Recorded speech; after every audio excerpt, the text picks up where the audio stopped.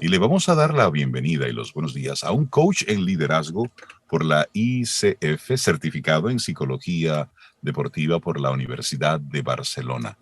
Él está siempre acompañando a deportistas en su edad temprana, ahí en la parte de la zapata. Su nombre es Daniel Ramírez. Daniel, buenos días y bienvenido a Camino al Sol. ¿Cómo estás? Muy buenos días. Gracias por recibirme. Muy bien, gracias a Dios. ¿Y ustedes? Estamos bien, Muy bien, Súper bien. Daniel. Muy contentos de recibirte. contentos de recibirte. Nosotros Tú eres siempre aquí.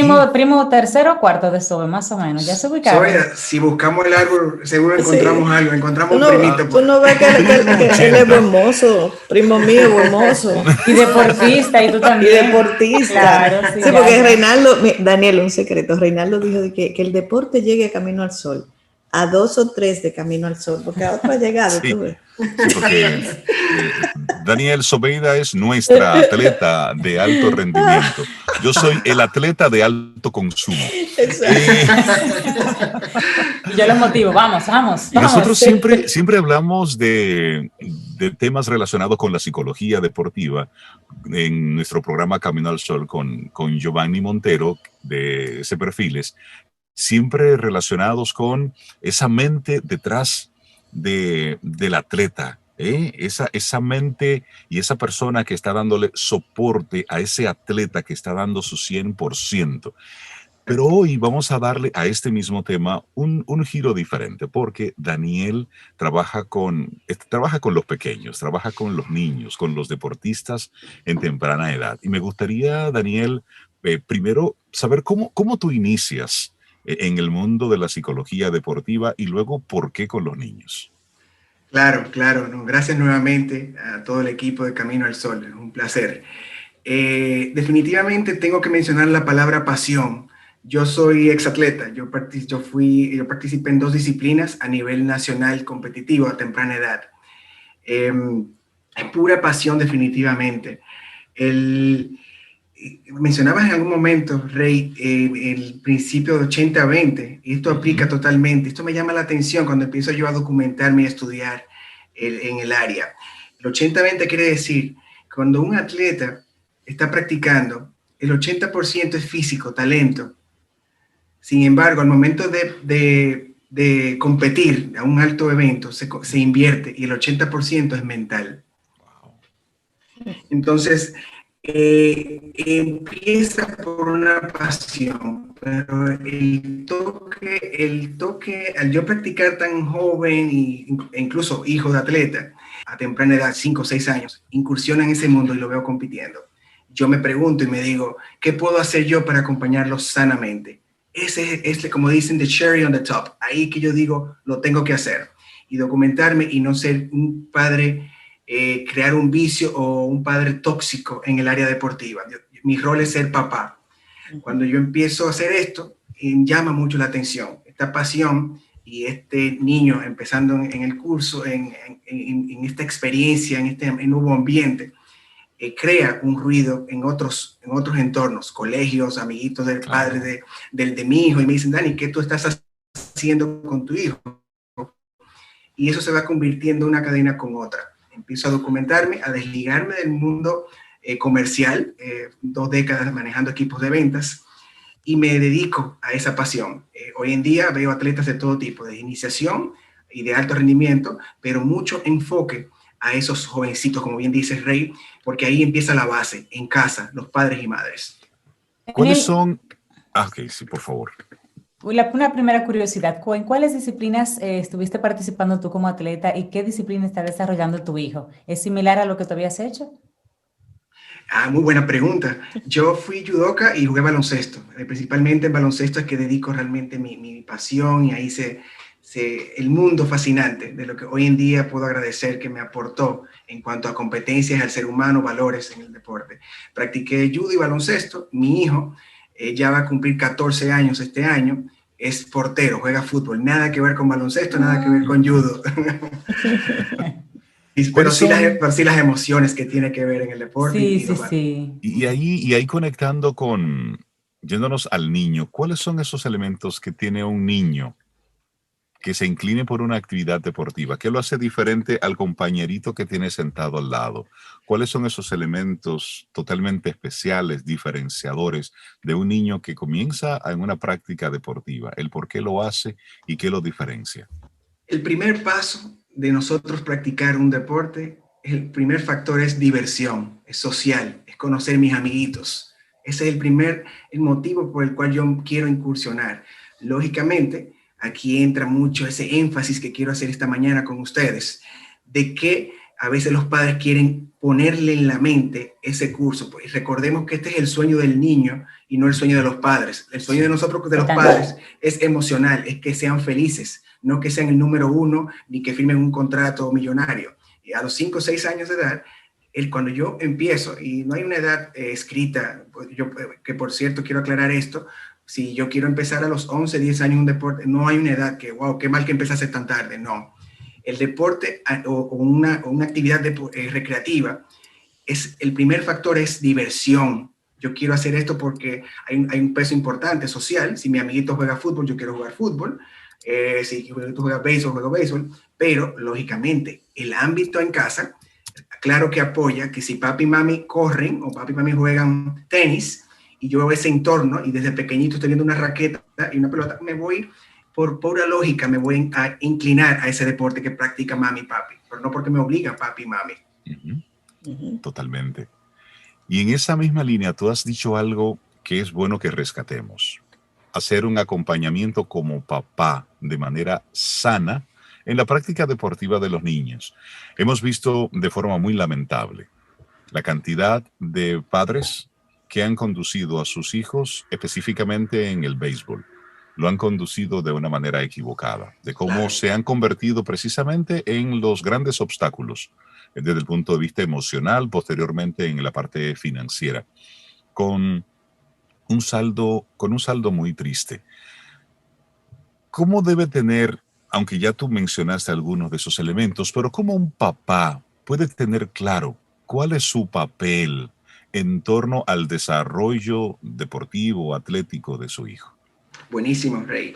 Ahí te empiezo para contestar esa pregunta con una cita, un quote de Andrés Agassi, que dice: me hubiese gustado tener un papá, no un entrenador. No se sabe la historia de Andrés Agassi, su papá fue su coach, y hoy en día él lamenta mucho los niveles de ansiedad y frustraciones que manejó. Él no tuvo un papá, dice él. Entonces, el béisbol es un buen ejemplo. Vemos a un niño con 14, 15 años, yo tengo prospectos que están buscando firma igualmente en el área del béisbol, y realmente mi primer público aquí, el target, es el papá, no es luego el jovencito. Porque quien necesita ayuda primero es el papá. Son los padres.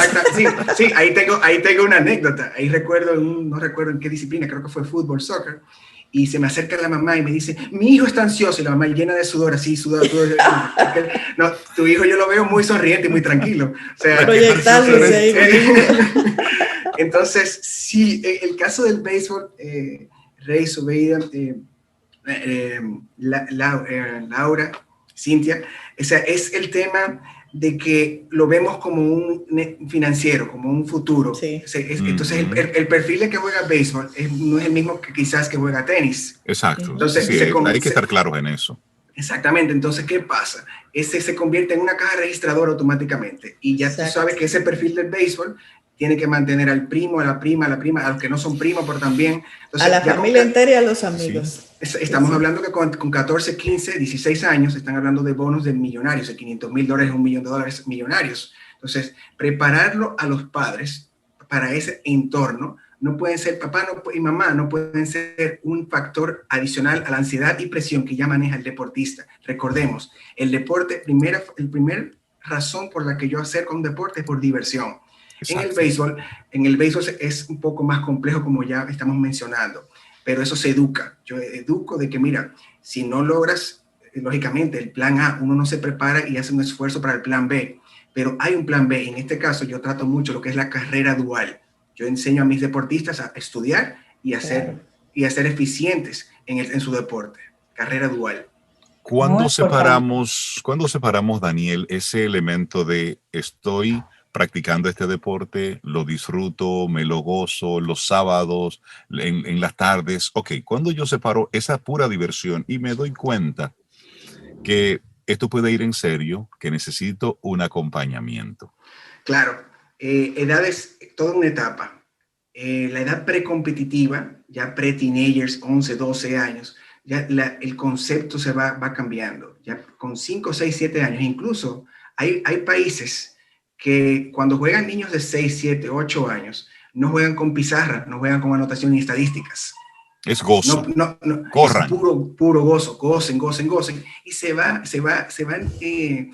poco a poco, etapa, ya precompetitivo, pre-teenagers, 11, 12, 13 años, la cosa se va tomando más en serio. Sin embargo, el factor diversión siempre está ahí. Nosotros idolatramos a un LeBron James, a un Lionel Messi, a un Cristiano Ronaldo. Esas personas se divierten, lógicamente, es su trabajo, son millonarios, no descarto una cosa, claro. Pero el momento que dejan de divertirse, les comparto un dato, entre un 70 y un 80% de las razones que abandonan un deporte refleja mucho el tema de que ya dejé de divertirme. Lógicamente hay retiros involuntarios, una lesión, lo cual claro. Es algo que también que tengo que recalcar. Uno no apuesta 100% al deporte. La vida útil de un deportista, 30, 33, 34 años, parecen unos fenómenos que a los 40 están jugando, Roger Federer, Buffon en fútbol, pero son excepciones. Entonces, a los 40 años todavía somos productivos, ¿o no, Rey? Entonces, totalmente. Puedo hablar mucho sobre eso. Entonces, es exactamente eso. Yo hubiese querido, te confieso, no me arrepiento para nada de la calidad de padres que tuve, pero tener un acompañamiento, una persona como yo al lado, al momento que yo fui muy buen atleta, no creo que hubiese llegado a la NBA, pero segurito una beca deportiva. Hoy yo ayudo a ese sueño, transmitir ese sueño a esos jóvenes, y tengo historias de éxito con jovencitos de tenis, niñas de tenis, en el fútbol, en judo, tengo atletas de alto rendimiento, que es solamente gente que incluso a veces quieren ser escuchados. Yo necesito un papá, no un entrenador. Entonces, papá asume su rol. Papá y mamá son uno. ¿Qué mejor trabajo que ser papá y mamá? ¿Qué mejor proyecto? Que ahora querer involucrarme en la parte técnica. Aunque yo jugué, imagínense que mi hijo hubiese jugado baloncesto.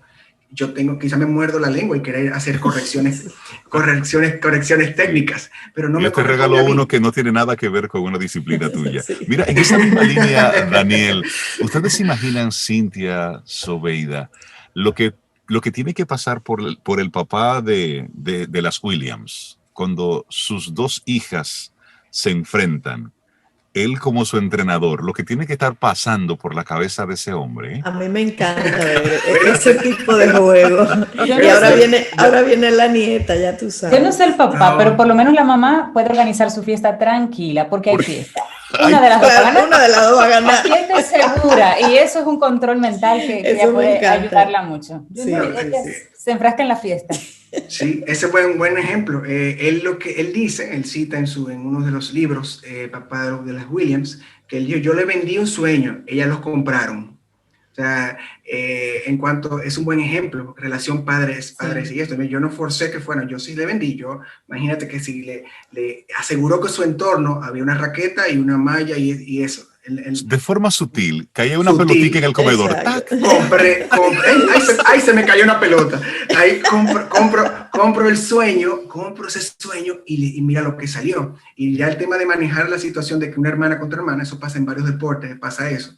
Es un tema totalmente mental. En el tenis se dice que el jugador más poderoso mentalmente es Rafael Nadal. Se preparan, o sea, dice, mira, son íntimos amigos, él y Federer, y se quieren matar en una cancha de tenis. Sí. Fuera de la cancha son amigos. Disimulan muy bien su amistad. La disimula muy bien. Entonces, eso habla de mucha profesionalidad. Exactamente. Y Rafa sí, perdón.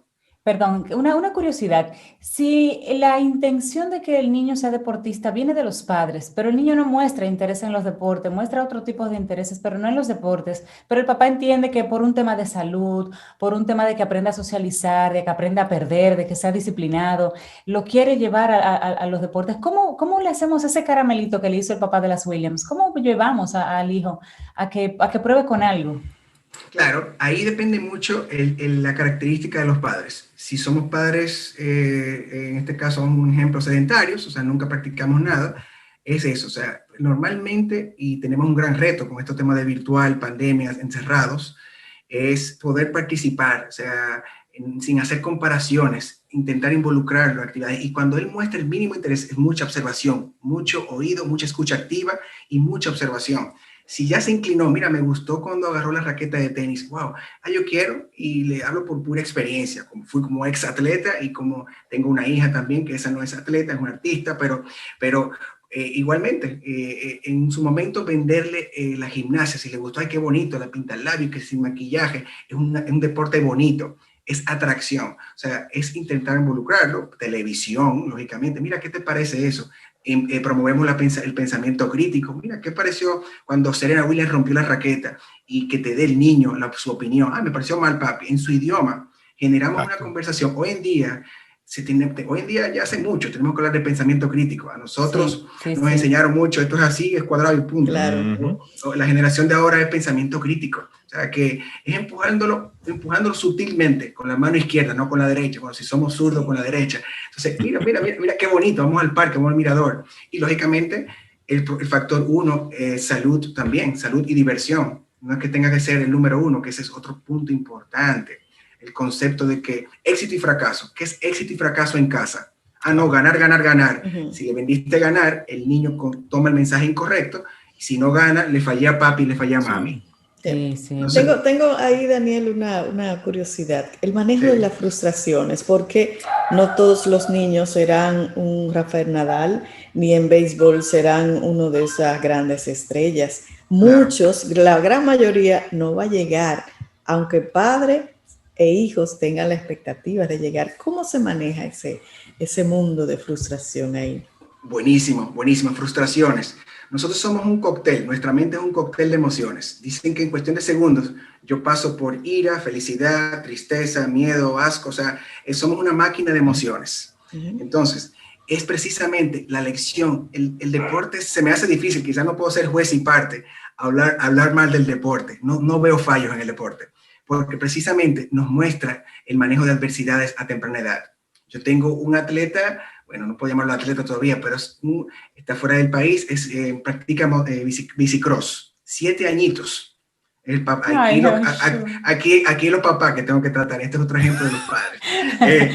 Pero no pierde, pero todo depende de cómo manejamos en casa las victorias, las derrotas. Se gana o se aprende, y eso no quiere decir que yo me estoy preparando, porque yo no entreno ni hablo de enseñarte a perder. Yo creo en sacar un aprendizaje de una derrota. Tú ganas o aprendes.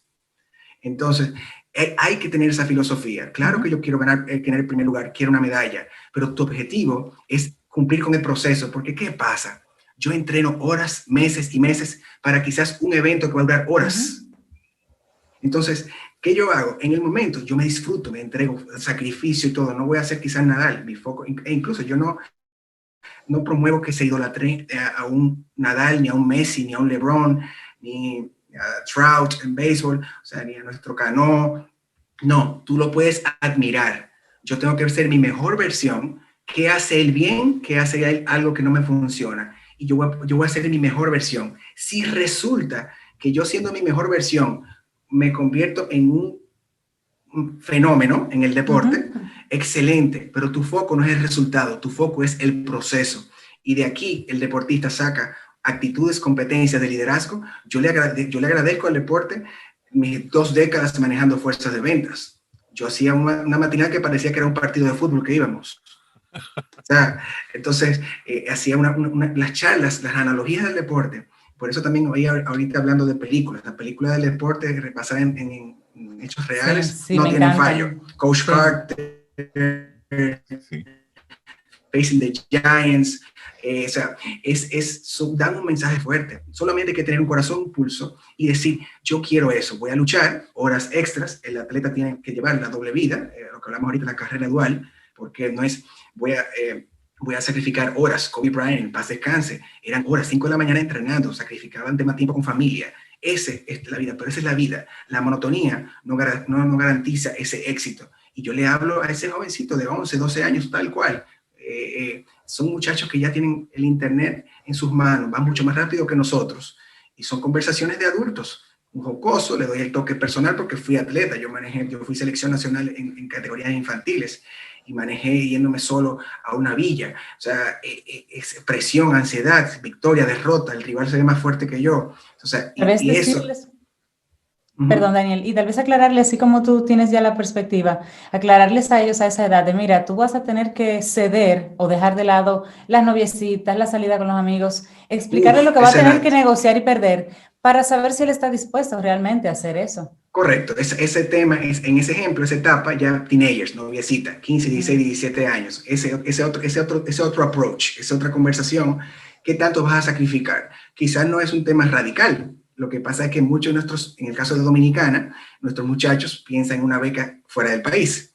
Entonces, eso va a significar sacrificio, y eso es la etapa de la vida. Claro que vamos a pasar una emoción. Yo no le digo tapa en el sol con un dedo. No, es camino al sol. O sea, viene el éxito no es lineal, y yo tengo que hablarle, y yo lo pongo en situaciones contra la pared, donde le digo, ¿qué pasa si tú pierdes? ¿Qué pasa si cometes un error? Y manejan emociones. ¿Cuántas veces, me imagino, no sé si han estado en actividades deportivas, que sí, deportivas, que ven a los niños llorando porque perdí? Son emociones que no las vamos a tapar. Claro, lo que decimos es, llora rápido, bótame, grita, y vamos te necesito. Exactamente. Daniel, exactamente. A propósito de eso, ¿cómo es el acompañamiento que tú realizas? Tú iniciaste con tu hijo, ya él va creciendo, en un momento ya solamente te va a quedar sentarte a verlo y disfrutar con él o llorar con él, lo que sea que traiga la vida. Pero ¿qué tipo de acompañamientos tú realizas a través de qué plataforma? ¿Cómo los padres se pueden poner en contacto contigo?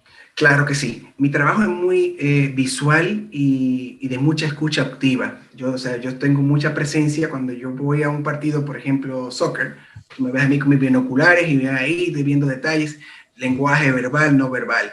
Y lógicamente, antes de la pandemia, mi trabajo también estaba muy virtual, en el caso de hacer las famosas sesiones. Yo tengo conversaciones de tú a tú, padres separados, en un momento juntos, una dinámica, y otras solo con los atletas deportistas. No quiero decir atletas porque a veces se oye como que estoy eliminando al recreativo. Es aquel que maneja frustraciones, derrotas, claro, conceptos de éxito y fracaso. Entonces, mucha observación, mucho oído.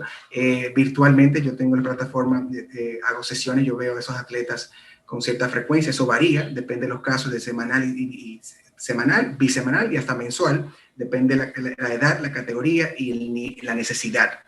A veces quieren hacer estos jóvenes ser escuchados para entonces poder guiarlos. Y a veces solamente tengo que escuchar, a veces tengo que hablar mucho. Entonces, intervenciones con los padres, sistema de charlas, a veces con los clubes y federaciones, algún tipo de charla dirigida a padres, eso es colectivo o individual. Okay. En cómo conseguirme, me preguntaba Rey, yo estoy en Daniel Ramírez _DR, ahí están todos los datos para contactarme directamente, ahí intercambiamos todo lo que es el WhatsApp y todo eso. Perfecto. Daniel Ramírez, muchísimas gracias por compartir con nosotros estos minutos para poner un poco en perspectiva ese trabajo de quien está acompañando a los niños en esa etapa inicial de la práctica deportiva y sobre todo hacer conciencia a los padres de hijos, de hijas que están practicando un deporte, que tienen que ser papá, tienen que ser mamá, y disfrutarse ese momento. Luego, si gana, si pierde, si gana dinero o no, óyeme, eso va a otra parte. Eso corresponde a otro momento. Daniel Ramírez, muchísimas gracias. Un gran abrazo y siempre bienvenido aquí a Camino al Sol. Muchísimas gracias. Muy buenos días. Igualmente. Excelente conversación. Bye bye.